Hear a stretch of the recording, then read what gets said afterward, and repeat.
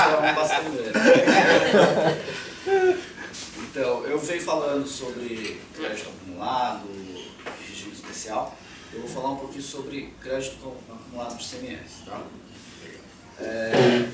Antes de mais nada, assim, eu gosto de falar, né, ICMS é um imposto estadual, de competência dos estados, e ele tem vários tipos de incidência. O que vai importar para a gente aqui é a incidência sobre mercadorias, circulação de mercadorias, tá? Então, por exemplo, o Cazu ganha muitos vinhos aqui do pessoal, como ele ganhar. Sobre a venda desse vinho, vai incidir o ICMS, né? Então vamos lá. Se pensar, então vamos pensar aqui numa cadeia simples, e além disso, o ICMS é um imposto não cumulativo, o que significa dizer que o valor que é pago de ICMS, ele pode ser creditado na etapa seguinte. Então, se pensar aqui no exemplo que eu dei do vinho, a gente tem lá uma cadeia em que o A é o produtor, o importador, enfim, vendendo para B. Vou pôr aqui o valor de venda inicial de R$100, só para facilitar o cálculo. Sobre esse valor, sobre esses R$100, vai incidir uma alíquota de 18%, certo? O valor do ICMS é 18% e o que deve ser pago para a fazenda é 18% também, tá? Isso é a primeira etapa, a primeira fase da etapa.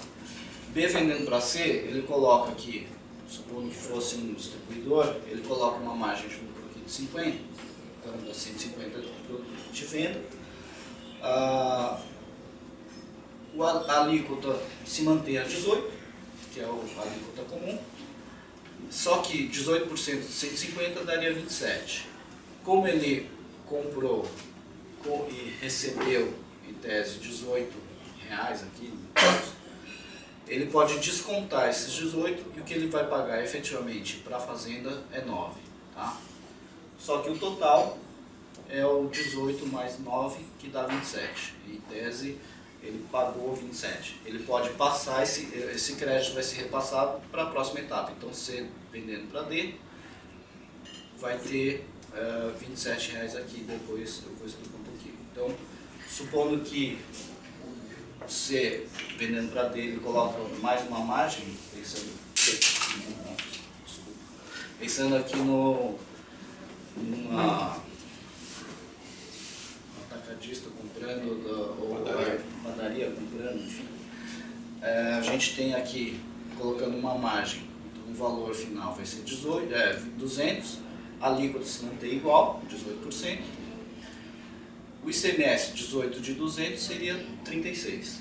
Só que como ele, em tese, pagou 27, ele pode descontar desses 36, 27, ele pagaria 9 para fazer, tá? Essa é uma cadeia normal, ele é não cumulativo para que os produtos não sejam onerados demais numa cadeia grande. Imagina se fosse muito maior, quanto de tributo não ia ser pago e quão mais caro seria esse produto, tá? Antes de chegar mesmo no crédito acumulado, eu vou falar um pouquinho sobre a guerra fiscal. Basicamente, vocês já devem ter ouvido ou não, mas guerra fiscal basicamente é assim, é um Estado que concede um benefício fiscal para atrair empresas para esses estados e pagando menos tributo, tá? Eu vou dar como exemplo, não pus o nome do estado, mas eu coloquei aqui estado X, por exemplo, ele dá um crédito presumido de 10%, então aí os contribuintes pagam só 2%. Por que esse benefício fiscal ele é ruim? Porque só tem pagamento lá no estado de 2%, mas como é um imposto não cumulativo, o estado que recebe o produto, ele vai ter que, teoricamente, reconhecer a soma aqui. Ele, apesar de recolher 2 e receber um crédito presumido de 10, o estado que recebe, em tese, teria que reconhecer 12, tá? Na verdade foi pago só 2. Então, no exemplo aqui, fiz uma cadeia um pouquinho menor, supondo aqui uma empresa num outro estado, lá dentro, produto a 100, eu estou colocando uma alíquota de 12, só para citar um exemplo aí que às vezes acontece. Ele paga de ICMS 2, mas é reconhecido 12. Quando chega aqui em São Paulo, se São Paulo compra a 150, se a empresa localizada aqui no estado de São Paulo compra 150, o ICMS sendo 12, que é a gente fala que é uma alíquota interestadual e é menor, eu pus aqui de propósito só para facilitar o exemplo, o ICMS aqui seria 18. E o que acontece? Como veio um crédito presumido de 10, teoricamente o Estado de São Paulo teria que reconhecer 12. E na verdade ele reconhece só 2. Tá? Gerando aí uma diferença de tributo que o Estado de São Paulo cobra. Tá? Isso é um fato que acontecia, não acontece mais, mas acontecia. Visando minimizar esse problema, porque as empresas ficavam reclamando que tinham que pagar esse imposto que achavam indevido, veio a resolução 3 do Senado Federal que falou o seguinte: a alíquota de ICMS nas operações interestaduais com bens e mercadorias importadas do exterior é de 4%. Então, mercadorias importadas do exterior, alíquota de 4%. Só que o que aconteceu depois no Estado?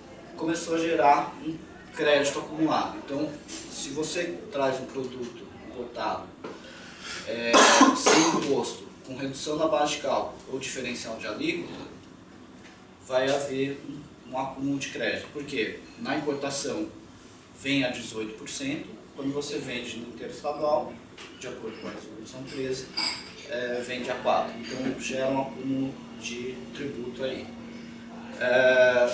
Para você poder utilizar esse crédito acumulado, você tem que fazer um pedido, um requerimento de crédito acumulado para poder se aproveitar. Então, como é que funciona?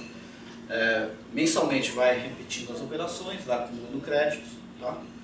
Aí vai havendo um incremento desse crédito e isso aqui não pode ser utilizado enquanto não houver um reconhecimento pela Secretaria da Fazenda. Você vai gerando esse crédito, acumulando na sua escrita e não pode se aproveitar.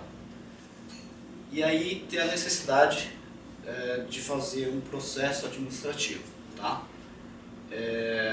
Por que muitas empresas não fazem? Porque necessariamente tem uma fiscalização obrigatória. Então, muitas vezes, dependendo do quão frágil é a contabilidade, do quão frágil os documentos, as empresas têm receio de, às vezes, tentar, até usando o jargão aí, vai buscar lã e volta tosqueado, tem essa expressão. Por quê? Porque às vezes você acha que tem um crédito bom e aí você é autuado com multa, juros e acaba sendo prejudicado. Então, a diferença do nosso trabalho é que a gente faz uma análise dos documentos, a gente pega lá as obrigações acessórias, a gente faz uma revisão fiscal preventiva e a gente dá uma minuta de discussão. Então, a gente aponta o que tem de fragilidade na escrita fiscal para falar, olha, aqui você deixou de pagar, aqui você deixou de escriturar, vamos resolver isso antes de você fazer o requerimento de crédito acumulado. Eu acho que esse é o maior diferencial do nosso trabalho. Tá? E aí, depois dessa minuta para discussão, a gente dá andamento no procedimento. Então a gente faz lá, passa as informações, passa lá no nosso sistema, a gente gera um outro arquivo, a gente passa, tá um pouco repetitivo, mas a gente passa esses arquivos, passa as informações e depois informa para a Secretaria da Fazenda quanto de crédito e aí a possibilidade de você recuperar esses valores. Tá? Inicialmente passa Depois de verificada essa situação, passa para o procurador para ver se não tem outros débitos para pagar antes do que de devolver, passa pela secretaria aqui e a coordenação da administração tributária vai reconhecer esse crédito para vocês. Basicamente são essas as informações. Uma pergunta. Esse crédito não vem em dinheiro, não é? Esse crédito, o que ele tem que fazer? Na verdade, ele pode usar para comprar ativo usado, ou ele pode vender. Da própria também. empresa mesmo. Pode comprar. Pode comprar. Ou Com crédito. Com crédito.